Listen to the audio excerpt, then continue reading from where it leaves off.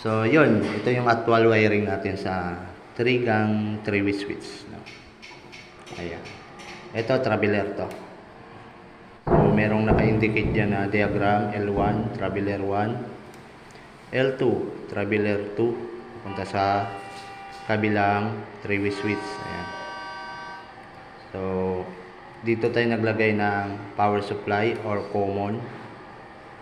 Dito sa common, jumper tayo papunta sa kabilang 3-way. Jumper ulit. Papunta sa kabilang 3-way. Then, dito sa kabila, ang common natin is yung tatawagin nating return na pupunta sa ilaw. Ayan. Itong wire na to. Papunta doon. Return niya. Sa common siya nakakonect dito sa 3-way natin. So, okay. So, ito naman yung ating line 2 or line 1, no? So, kahit na magkabaliktad kasi line to line naman supply natin. So, connected yan sa tatlong ilaw. Ito. Papaganahin natin para maganda. Mas maunawaan, no? So, yun mga idol. Yan yung power supply natin. Nagsaksak lang tayo sa extension.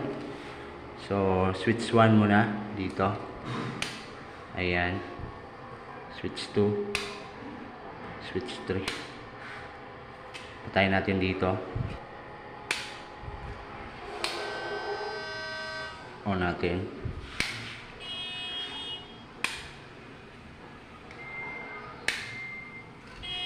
So, warm white siya. Warm white ang ilaw na to. On. Off. Off. On natin dito.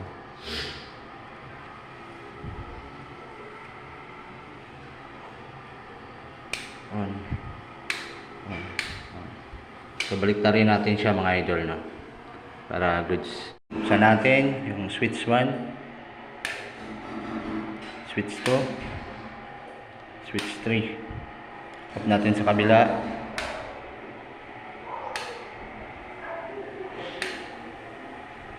On natin dito. Off natin dito. Yun. On natin dito. Off natin dito. Yun, ganyan lang kasimple yung wiring niya mga idol.